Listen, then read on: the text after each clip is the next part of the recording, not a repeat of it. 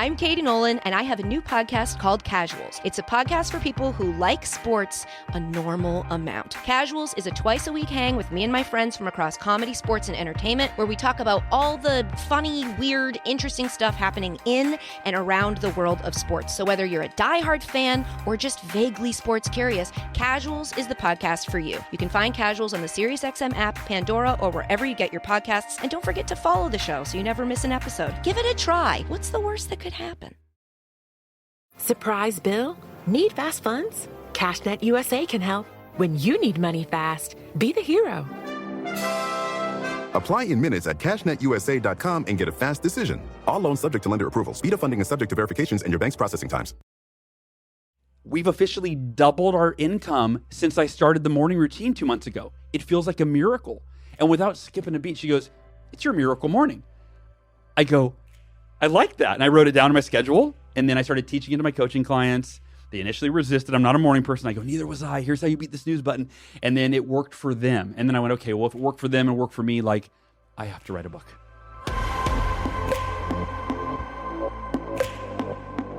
Hey guys, it's Rach. Welcome to the show. I'm so glad that you're here with us today. And I have a favor, which sounds kind of harsh if we just met, but I'm assuming that most of you have been a part of this community for a hot minute. And so I gotta ask, are you subscribed to the podcast?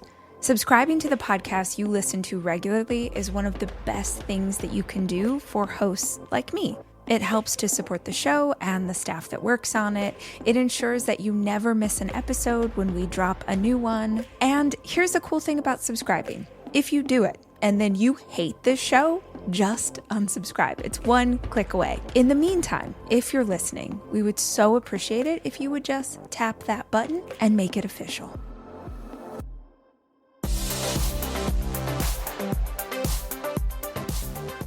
Hey friends, welcome back to the Rachel Hollis podcast. Today's episode is something special. It's a mastermind, which means I've curated some of the most powerful moments from past conversations with thought leaders, entrepreneurs, and wellness experts. And this one is all about habits. High vibe habits, to be specific, daily rituals to feel better, do better, and be better. If you've been feeling a little off your game, if your mornings are chaotic, or if you just know there's a better way to show up for yourself, this is for you. I've pulled together insights from some of the absolute best in the game. We're going to hear from Hal Elrod, author of The Miracle Morning. He shares his life-changing approach to how you start each day. Miranda Kerr, supermodel and founder of my favorite skincare brand, Kora Organics, talks about wellness practices that bring peace, energy, and intention to your life. Jim Kwik, brain coach and memory expert, gives his go-to tips for boosting focus and mental energy. And I'll share a few things from my own toolkit, like simple habits that help me to stay grounded and energized every single day. These aren't theoretical ideas. These are rituals and routines that have been battle-tested in real life by real people, and they just might change the way you approach your day. Let's jump in. I want to be very clear who this episode is for. People who want to be more productive, who want to achieve more, who want to be more focused, who want to end this year feeling like they made incredible traction to get to the finish line of their goals.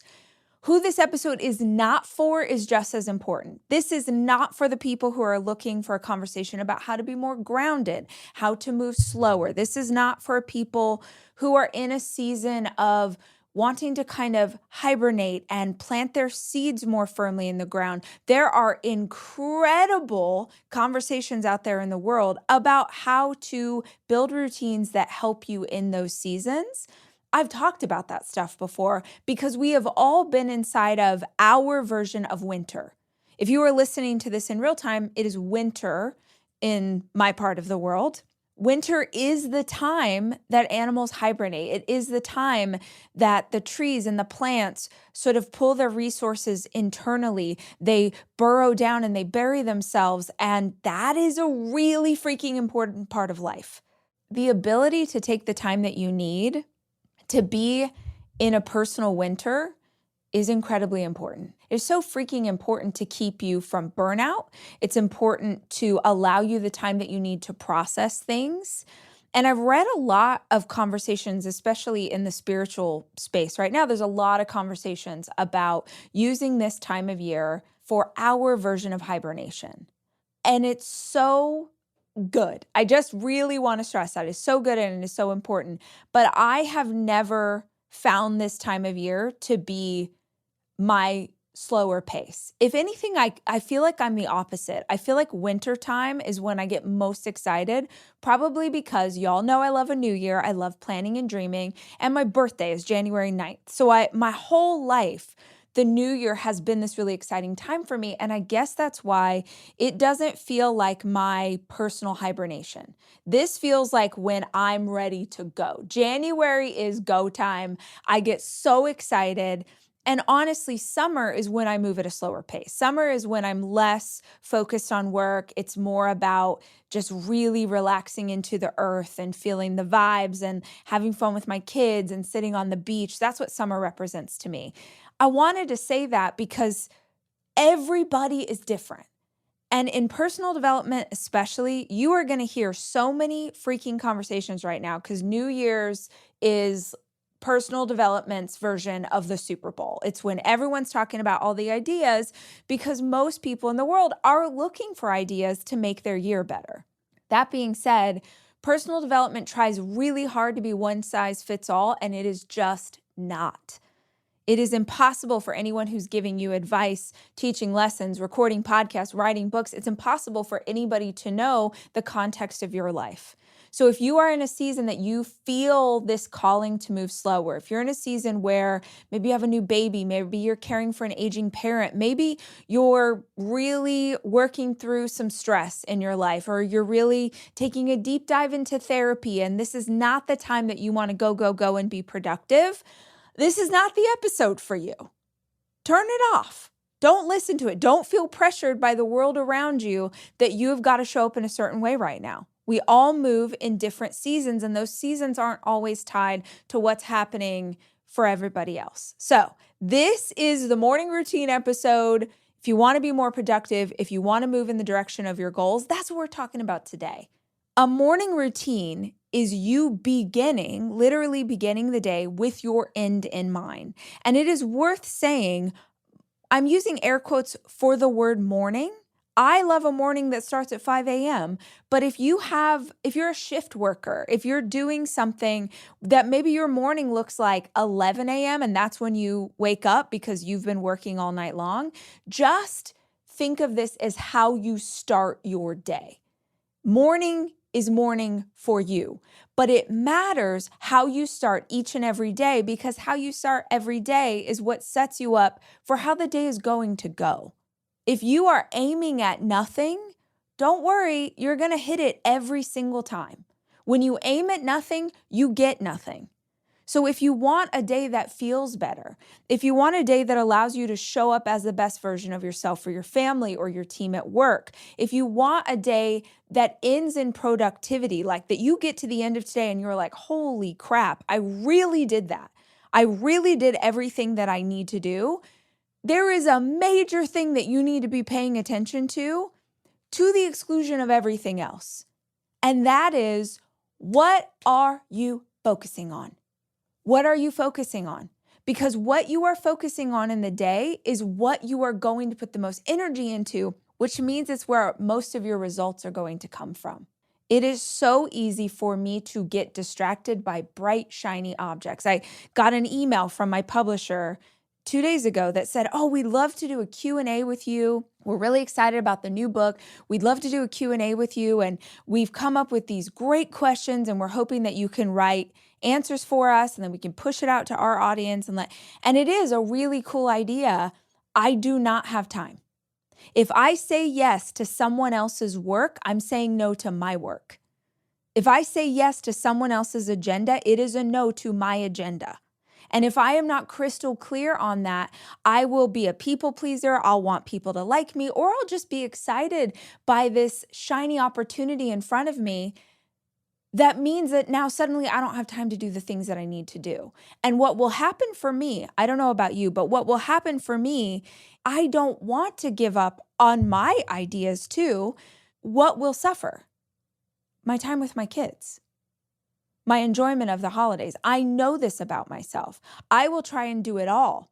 And in doing it all, I will take more from my own cup. I will pour out from my own cup. I will burn myself out. I will run myself ragged, because then I'm going to be doing the work that I actually need to do in the time that I was meant to be on vacation with my kids. If you don't know what you're focusing on this year, then you don't know what you need to focus on this month. Then you don't know what you need to focus on today. And that's why the morning routine matters, because not only are you figuring out how the day is going to flow, but you are reminding yourself again and again and again what your goals are, what your focus must be in order to make traction.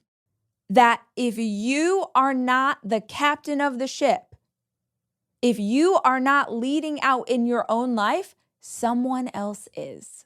Someone else is. If you want a year where you make progress against your own goals, then you are going to have to take control of what the year looks like.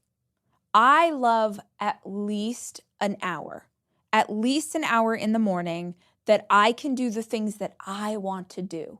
As a mama, it is so stinking hard to find time where I just get to do whatever I want. And truly, the only time that happens in my life is in the morning. That's why I'm so passionate about a morning routine, because I know a lot of you have kids too, or you got to get to work. The morning is the time that I have. And maybe you're like, well, what about after the kids go to bed? Y'all, I go to bed at the same time as my 7.5-year-old, right? She's in bed at 7:30. If I'm awake at 8:30, it's a Christmas miracle. Like, I am so tired at the end of the day. I do not want to stay up late. So really, the mornings are my time. They're my time to do the thing. And maybe they're your time to do the thing. So you got to ask yourself, when can I pull this off and how much time do I have to commit? I love an hour, and you maybe have heard me say it before, and maybe this is your first time I'm about to blow your mind. Get up 1 hour earlier than you currently do, and use that hour to transform your life. Get up 1 hour earlier than you currently do and use that time to change everything. Because the number one excuse I hear from you guys for why you're not following your path, why you're not moving in the direction of where you want to go, is I don't have time. You do have time. We all have 24 hours. You do have time. You are using that time on other things. That's okay. Nobody is telling you to change your life this year. Nobody is telling you to do something new. But if you want something new, you've got to do something new. And that means, yes, you are going to have to give up something in order to get something.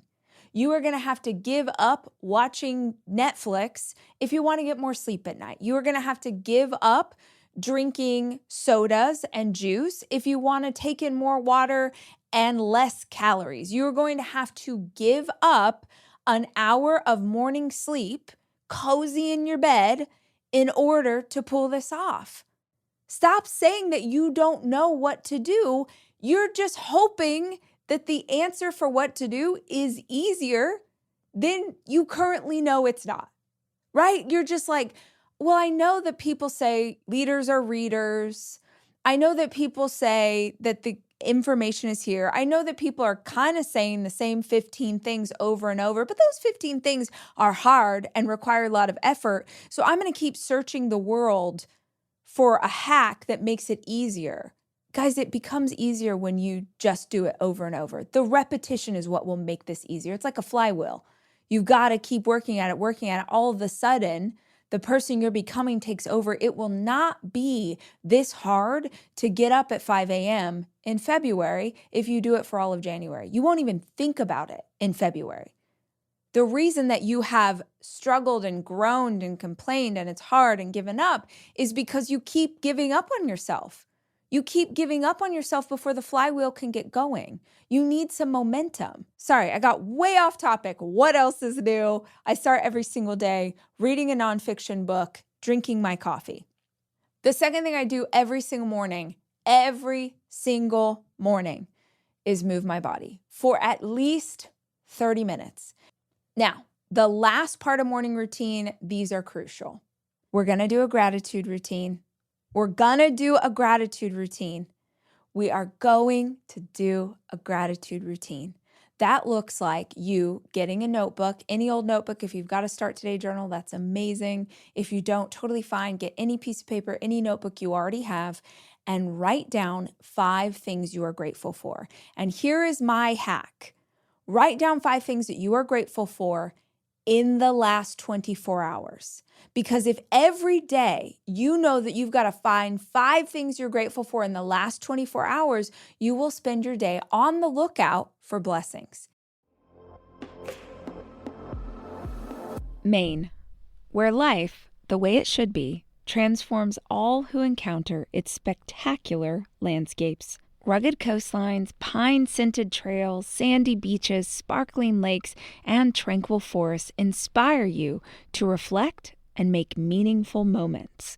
They offer endless opportunities for adventure and exploration. Whether pedaling or paddling, hiking or biking, Maine has more than enough outdoor spaces to make the most of long summer days.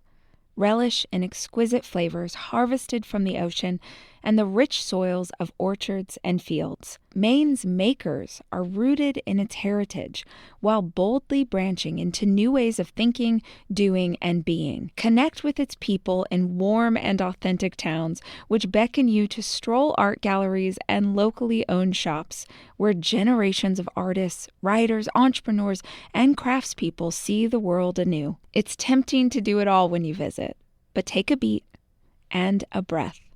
Get a feel for the time and tempo of Maine. Simple pleasures, scenic adventures, where every route is the scenic one. Discover more at visitmaine.com.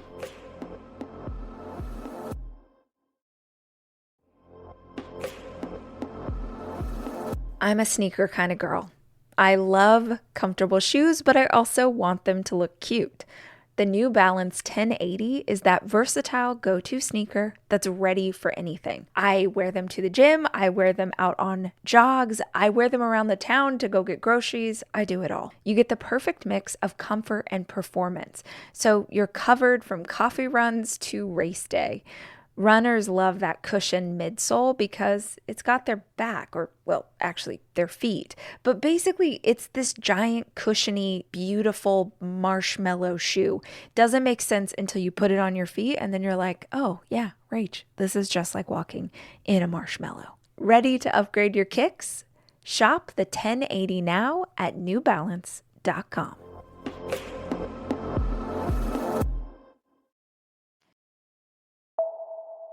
One night driving home in my new Ford Mustang that I had bought with my own commissions. So you're like high on I'm living the dream. Yeah. I have my own apartment. I got this new Mustang about 3 weeks ago. And driving home after I gave a speech at a conference, my car was hit head on by a drunk driver at 70 to 80 miles per hour by a large Chevy full-size truck. And I spun off the drunk driver, and the car behind me T-boned me in my door at 70 miles per hour. And so if you could imagine, I always give people that visual, like look over your left shoulder and imagine a car hits you in the door at 70 miles an hour. The entire left side of my car crushed the left side of my body, and I broke 11 bones instantaneously. My arm broke in 2 pieces. My elbow was shattered. I broke my leg in half. I broke my pelvis in 3 places. My eye socket shattered. My ear was almost completely severed. My heart stopped. So I was found dead at the scene. When the paramedics got there, my heart didn't stop immediately. When they pulled me out, they cut me out of the car with the jaws of life. And when they pulled me out, the car was keeping me alive, like the pressure from the door. And when they pulled that off, I had already been losing blood for an hour. And when I lost enough blood, I was clinically dead. And so my heart stopped for approximately 6 minutes, and they immediately rushed me onto a medevac helicopter and started performing CPR. And thank God they didn't give up after 3-4 minutes, because it was like 6 minutes later that they got my heart beating again. The most common, or a very common injury in a head-on collision, is it's frontal lobe damage of your brain, because your brain, your whole body's going 70 miles per hour. Yeah. And now it stops and your brain hits your skull at 70 miles per hour. So I don't remember. My last memory is getting on the freeway that night, probably a good 20 minutes before the accident. And then my first memory is 2 weeks after the crash, a week after I'd come out of it. I was in a coma for a week. And in my first memory, I don't remember those 2 weeks. Like, there's no part of my life do I remember what happened. But when I'm asked about like near-death experience, it's always, I have this deep spiritual knowing through meditation, through prayer, through plant medicine, through all sorts of experiences of like, no, this is part of your journey. You were meant to go through this and more, and then share this experience, utilize this to help other people. And then, so that kind of gave birth to my life's work. Is like, I wrote my first book based on that car accident. I started speaking at high schools and colleges and eventually corporations. And, that kind of led me on that path. I had to face this reality. I was told, okay, you have permanent brain damage. We don't know how bad it is. You might be blind in your left eye forever. It was bandaged because they didn't, the eye socket broke. You might be deaf in your left ear. Again, it was bandaged. That we won't know until we unwrap things. And then the kicker, the hardest, is you're probably never going to walk again.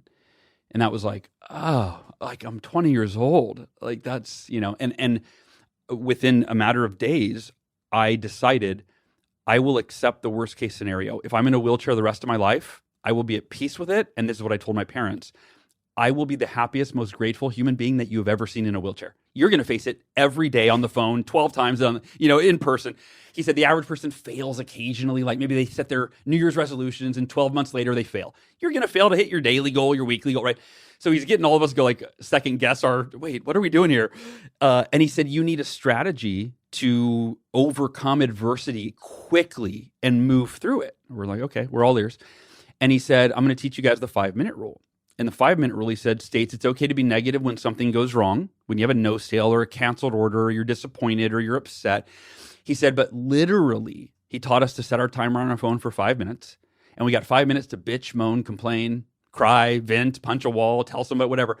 And he said, give yourself 5 minutes to fully process your emotions, express them. Don't suppress them, express them. And he said, but when the timer goes off, now that's the moment of decision. And he said, he taught us these 3 words, real simple. Can't change it.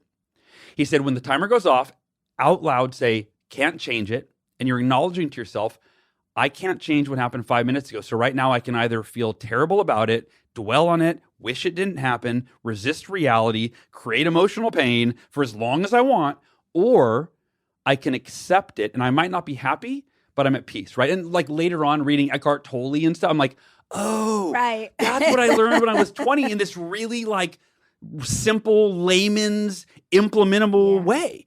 So when I came out of the coma, the doctors called my parents in after I was out of the coma for a week, and they had met with me and talked to me and, visited me in the hospital, psychologists and this and that. And they sat my mom and dad down and they said, we're concerned with Hal. My parents were all ears. And they said, physically, he's stable. He's made it through the worst. Now time will tell where things end up. They said, but mentally and emotionally, we believe that he's in denial or he's delusional because he's always smiling and laughing and joking and making us laugh. And they said, frankly, that's not normal for a 20-year-old young man that's being told he's never going to walk again. So we need you to find out how he's really feeling. When the economy's crashing and people are talking about, I'm like, I don't pay attention to that, and I don't watch the news, and I create my own reality and my own economy. I create my, right, which is, there's some merit to it, but no, It's like, no, my clients, they're realtors, and now they can't sell houses, and now they're canceling their coaching because they can't afford me. Yeah. So in a 6-month period, keep a long story short, I lost over half of my income. I couldn't pay my bills. I had just bought my first house a year and a half prior after I left Cutco. I had to foreclose, which was like so identity destroying, like what? So I'm engaged to be married. We're pregnant with my daughter, I believe, around this time. Right after we got engaged, we were pregnant and then back with my dad. So I'm 30 years old now, moving back in with dad. This is, and I just had my own house and I was a Hall of Famer. Like I had just reached the pinnacle, right? Happened? So what gave birth to the Miracle Morning was a Jim Rohn quote. My buddy said, hey, listen to this audio, because he knew I was struggling. And he said, this audio really helped me. And Jim Rohn said, your level of success, and this is in every area of life, by the way, your relationships, your marriage, your health, you name it, your level of success in every area of life will seldom exceed your level of personal development. So I went, okay, I want level 10 success. So then if my level of success won't exceed the level of personal development that I have, what's my level of personal development? And I had to really Google, well, what is personal? There was this it's a question that needs context, right? Mm-hmm. And then the way that I defined it is personal development is what are you doing each day, right? What are the rituals, the routines, the practices that you teach, Rachel, that are enabling you to develop yourself into the best version of yourself, that level 10 version of you that's capable of creating and sustaining the level 10 success that you want. And my answer to the question of what level of success, 10, what's my level of personal development? 2, 3 or 4. I was depressed. I was scared. I was living on credit cards. I was moving back in with my dad. And so I run home. I was on a run and I Google, what do the world's most successful people do for personal development? And I figure I'll take the top 1 or 2 practices. But I ended up with a list of 6. It was meditation, affirmations, visualization, exercise, reading, journaling. And so I've got this list and I'm overwhelmed. I'm like, well, okay, which one's best? So I'm going back in the articles. I'm reading this article, that article. I'm watching this video. I'm like, there is no clear winner. There is no, some people say it's journaling. Some people say it's, right? So then I almost threw in the towel. I was like, I'm overwhelmed. Forget it. No, I try, this is too much.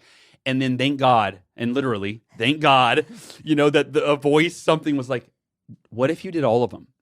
What if you woke up tomorrow 30 minutes earlier and you did the 6 most timeless, proven personal development practices that the world's most successful people in all walks of life, from Olympic athletes to CEOs to, have sworn by for centuries?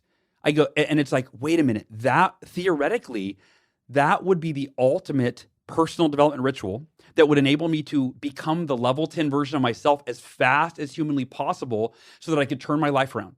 And that was the birth of it. And then I went, well, when am I going to do this? I'm so busy. And then again, keep a long story, not too long. It's the morning's the only time that makes sense, right? And if I do it in the morning, I'll start every day in a peak physical, mental, emotional, and spiritual state so that I can show up at my best to my work instead of stressed to my work, right? And within 2 months, I doubled my income. And we can talk, I want to get granular with that at some point on it was 2008. The economy was at the worst and I doubled my income in 2 months. But it happened so fast, and I started training for an ultra marathon because I hated running, and my depression lifted day 1, literally. And I remember on the 2-month date, I went to my wife. I go, sweetheart, I signed on 2 more coaching clients today. She's like, congratulations, sweetie. I said, no, you don't understand. We've officially doubled our income since I started the morning routine 2 months ago. It feels like a miracle. And without skipping a beat, she goes, it's your miracle morning. I go, I like that. And I wrote it down in my schedule. And then I started teaching it to my coaching clients. They initially resisted. I'm not a morning person. I go, neither was I. Here's how you beat the snooze button. And then it worked for them. And then I went, okay, well, if it worked for them and worked for me, I have to write a book. Maine, where life, the way it should be, transforms all who encounter its spectacular landscapes. Rugged coastlines, pine-scented trails, sandy beaches, sparkling lakes, and tranquil forests inspire you to reflect and make meaningful moments. They offer endless opportunities for adventure and exploration. Whether pedaling or paddling, hiking or biking, Maine has more than enough outdoor spaces to make the most of long summer days. Relish in exquisite flavors harvested from the ocean and the rich soils of orchards and fields. Maine's makers are rooted in its heritage while boldly branching into new ways of thinking, doing, and being. Connect with its people in warm and authentic towns, which beckon you to stroll art galleries and locally owned shops, where generations of artists, writers, entrepreneurs, and craftspeople see the world anew. It's tempting to do it all when you visit, but take a beat and a breath. Get a feel for the time and tempo of Maine. Simple pleasures, scenic adventures, where every route is the scenic one. Discover more at visitmaine.com.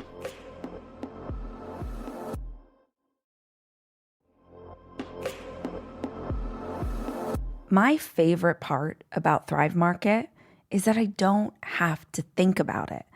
As a mom of 4 kids trying to get dinner on the table, make sure there are enough snacks in the pantry and items to fill their lunch boxes, it is so nice to not have to think about whether or not the ingredients in what I'm shopping for are actually good for my family. This is the beauty of Thrive Market.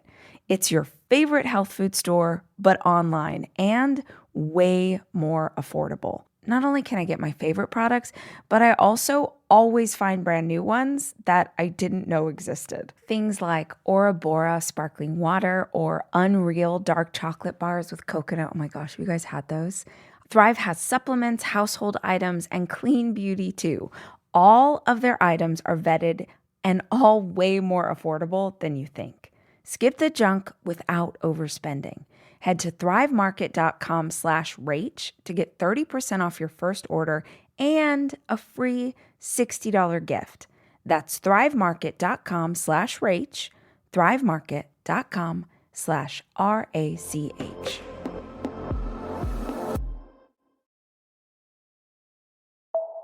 I got into health and wellness when I was younger because my mom was diagnosed with cancer in her spleen. And so as a family, we got even deeper into health and wellness. We thought we were pretty healthy growing up because my grandparents had like an organic vegetable patch, and my grandma introduced me to noni juice when I was like 13, and she was drinking aloe vera. And then when my mom was diagnosed with cancer in her spleen, we were just like, hold up. We thought we were healthy, like we were eating the organic food. And then my mom got given this book called The Chemical Maze, and it just explained in layman's terms kind of all of the ingredients that you might see on the back of packaged goods. Kind of sometimes you see numbers. It will explain to you what that number meant, and in large doses, could it be detrimental to your health? And this is why, kind of thing. Whether it, and that, so we had to look at everything we were using, what we were like eating packaged goods, all of the household products, all of the skincare products, because what you put on your skin soaks in. And that's why when you're pregnant, we're told to be really cautious and careful of what we're putting on our skin. Mm-hmm. But we should be concerned regardless. Like we should value ourselves just as much as we value our children. Absolutely. So, wow. I remember speaking to the chemist. Well, first of all, I spoke to my team when we were having conversations about what products will we launch next, because generally we do 2 to 3 products a year, and we have to kind of limit. I have so many ideas, but I have to limit them because of cash flow reasons, and it's smart you have to be make smart a plan, about it, and then you have a 5-year plan of all your product innovation. And so we sit there, and sometimes I'm like, oh, I really want to do this, and I'm the only one excited about it at the time. And they're like looking at me like, what about this trend and, this thing? And I'm like, I don't care about trends. Intuitively, I just feel like I need to do this. And that's what it was like with this turmeric scrub. I was like, I want to create basically a microdermabrasion scrub that you can use as a microdermabrasion scrub in the shower, just to give yourself like a little quick refresh. Or you can use it as a deeply detoxifying mask, leave it on, and let it pull out the impurities. Then it dries, and you feel it kind of like really stiff on your face, kind of like you can't move your face. And then you wash it off, and then you feel like you've just had the best facial ever. So people use it in 2 different ways. My husband and I use it as the microdermabrasion scrub because like I don't really have that much time to leave it sitting on my face, just to be real. Like I do sometimes, if say for instance the kids are asleep and my husband's at a work dinner, I'll get in the bathtub, I'll put it on my face, then I'll let it deeply, dry. Sometimes I'll put it on like before I have a shower for 10 minutes or something, and then I'll hop in the shower and you do that. But you do see like really crazy results if you do leave it on as a mask, because it's got the turmeric, it has aspen bark.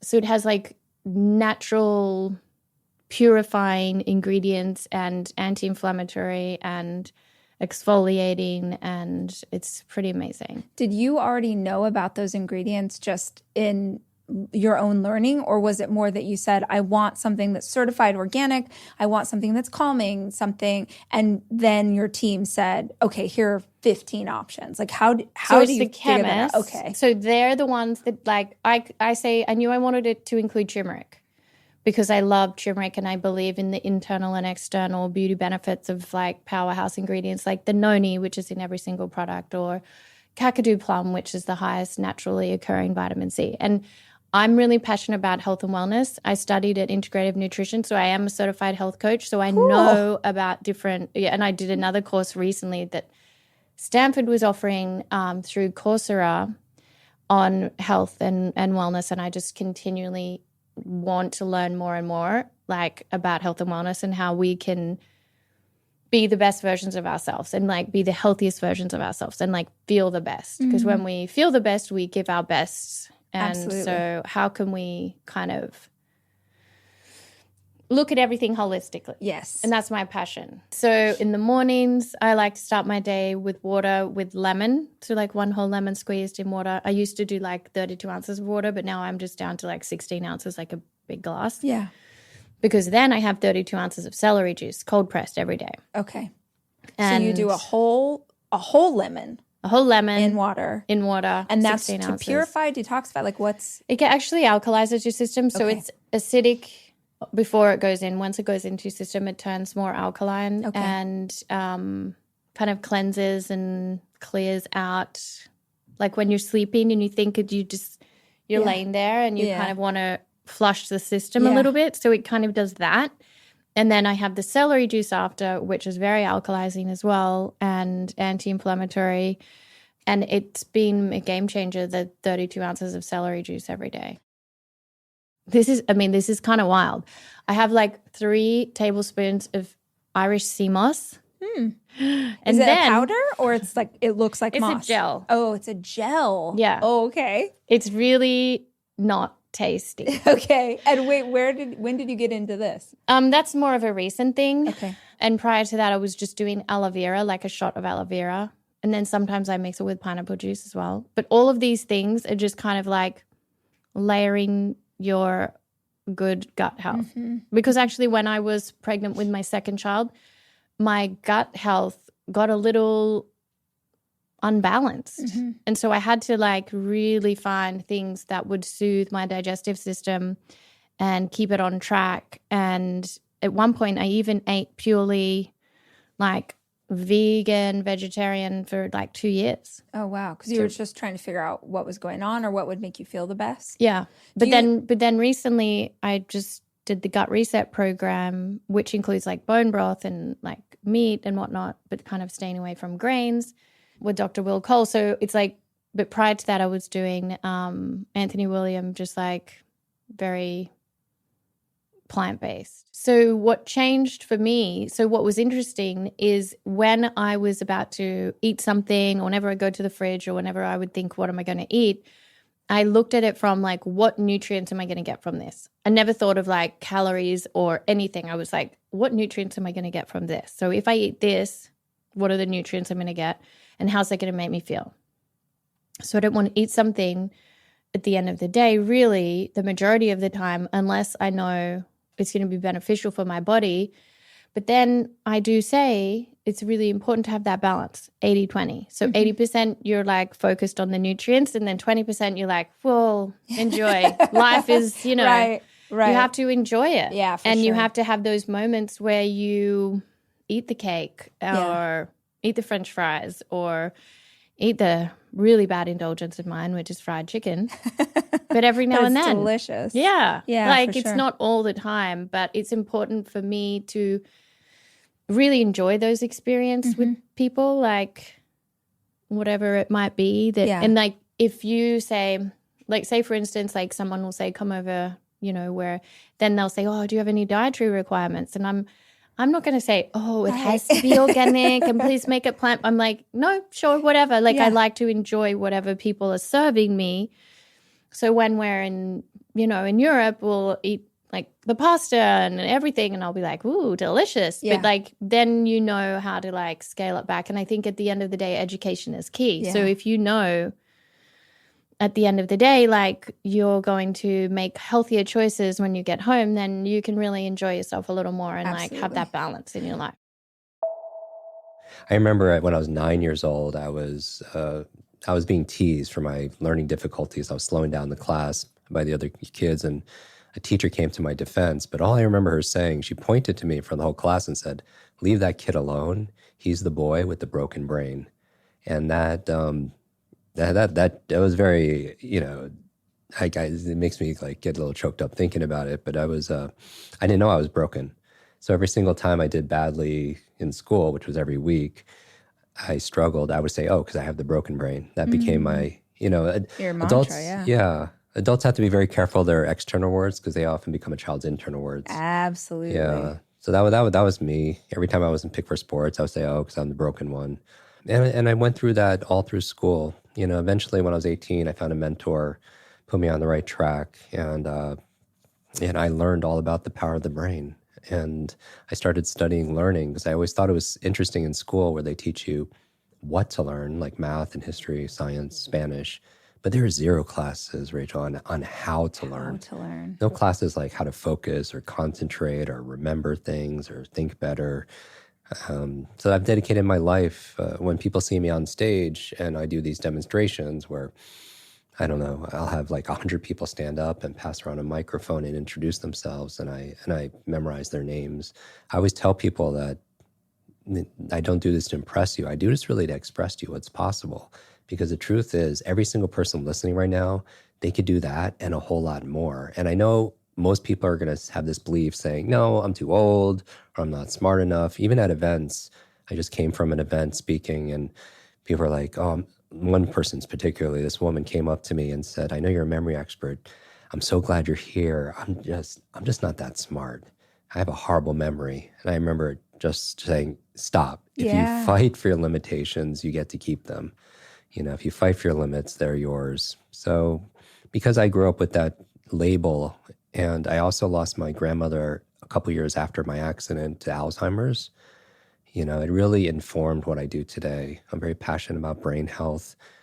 We donated all the proceeds to build schools for children in need, girls and boys in Ghana, Guatemala, Kenya. Research for women. Women are twice as likely to experience Alzheimer's than men. Really? Why is that? Well, that's what the research is trying to figure out. And it's interesting because a lot of the research is done on male brains for Alzheimer's and treatments on. Very much so. Yeah. Part of it has to do what they think is part of the hormonal changes, and the brain. But losing my grandmother, my parents had immigrated to the States and had many jobs, and we lived in the back of a laundromat that my mom worked at. So my grandmother was like my everything because she would take care of me. So it was hard for people who haven't had that experience, having a family member go through it, where she calls me by my father's name or she repeated herself, something she just said 30 seconds ago. It's very curious when you're 6 or 7 watching that. Yeah. Yeah. So when you had the accident as a little boy and your parents saw this change in you, did they recognize that it was because of traumatic brain injury? So they knew something had happened. Yeah, and back then, I'm in my 50s now, so I've been doing this well over 30 years. But back then there was not a lot of education around that, and also like scanning and such like. But yeah, the big change was in my personality, and then also my mom became a special education teacher because she wanted to help me so much, and then help other people struggling with learning difficulties. I realized though, it's not how smart you are, it's really how are you smart. Interesting. Can you expand on that? Yeah. So it's not how smart your significant other is or your team is or your kids are. It's how are they smart. And I feel like that everybody has a different way of expressing talent and genius. It's tough in school sometimes because it tends to be very like, okay, these are the 2 boxes that we, respect or we reinforce. Like even if you look at standardized tests like the SAT, it was like verbal, linguistic, and mathematical, right? That was the 2 parts of the test. And research shows there's actually many forms of intelligence. I mean, Howard Gardner's work out of Harvard says, what about interpersonal intelligence? People like yourself are just amazing with people, right? Connecting with individuals, great communicators. What about kinesthetic intelligence? The great athletes, martial artists, dancers. What about musical intelligence, visual, spatial intelligence? You have your artists.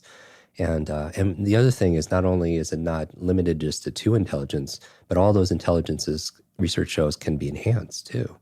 So it's not fixed. And I find that so understanding neuroplasticity, neurogenesis, that your brain can grow older, but it can make new connections with novelty and new learnings and a proper nutrition, then the mind is the ultimate adaptation tool that we have. It's like our real superpower. And I really feel like if knowledge is power, then really learning is our superpower. And it's a superpower we all have. And it expresses itself in different ways. And we all have a preferred way of learning and thinking, just like we have a preferred way of writing. Some people use the right dominant, but that doesn't mean they don't use their left hand. But if they try to learn something with their left hand and they're not, left-handed, it would take longer to write, right? It would feel uncomfortable. Yeah, the quality might not be as good, but that's how some people learn. They're trying to learn with the opposite hand. And so it takes longer. It feels uncomfortable. That's a good analogy. Yeah. And the quality is not quite, the fidelity is not quite as good. So, there's exactly those two schools. You either, lean all into your strengths, or handle those weaknesses, or surround yourself with people that could compensate. I created with my clients a brain assessment that I've been using for years. And just like there's personalized medicine based on someone's genetics, and there's personalized nutrition based on someone's microbiome, I believe that there could be personalized learning based on their cognitive type. I pulled from creating this protocol from personality types like Myers-Briggs, lateral thinking, dominance, left brain, right brain, multiple intelligence theory, which I was talking about before, introvert, extrovert, all different ways of thinking. And I realized that people fall in usually 4 buckets, and I made them animals to make it fun. I'm a cheetah. I took the test yesterday. I don't know what that means, but that is what I am. Yeah, and this is wonderful. So we could go through it, but it's a brain code. And so CODE. So the first animal is C, is the cheetah. And your cheetah are your fast actors. They implement it very fast. They are very dynamic. They adapt very quickly and thrive in ever-changing environments. And no one's just one animal. We're all composite, but we usually have a primary and a secondary. They have very strong intuition. The O in code stands for an owl, and an owl are the people who love logic.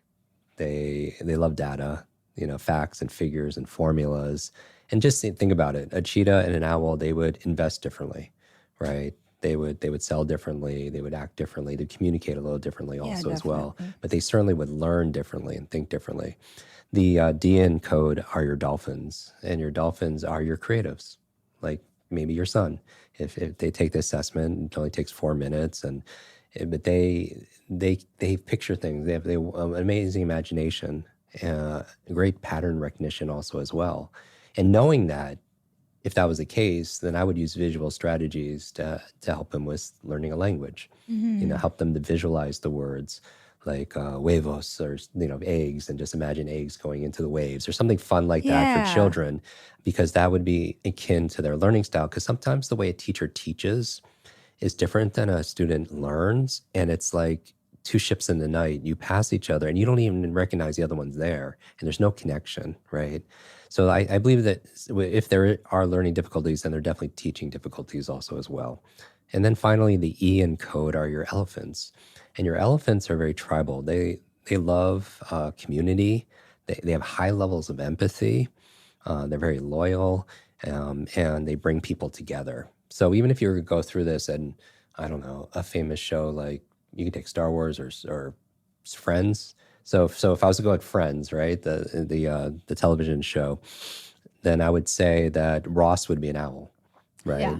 Yeah. So do research, professor, in science, and then Joey for me would be like a cheetah, just intuition, acts in the moment. I would say Phoebe would be the creative dolphin. Yeah, the visionary, the musician. And then Monica would be an elephant, bringing, always wants to host and be the center and bring everyone together. But these are gross generalizations, but they're also patterns. I believe genius leaves clues. And like, if somebody is magnificent at something, that there's always a method behind what looks like magic. If someone could learn a language really quickly, or they're wonderful at remembering people's names, or they could read faster, like all the things that we teach, that they're doing something that other people don't realize. So it looks like magic. But they're very learnable skills for everybody.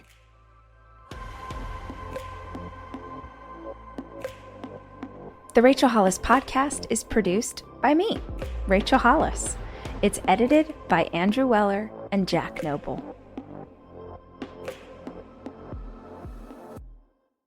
I'm Katie Nolan, and I have a new podcast called Casuals. It's a podcast for people who like sports a normal amount. Casuals is a twice-a-week hang with me and my friends from across comedy, sports, and entertainment, where we talk about all the funny, weird, interesting stuff happening in and around the world of sports. So whether you're a diehard fan or just vaguely sports curious, Casuals is the podcast for you. You can find Casuals on the SiriusXM app, Pandora, or wherever you get your podcasts. And don't forget to follow the show so you never miss an episode. Give it a try. What's the worst that could happen?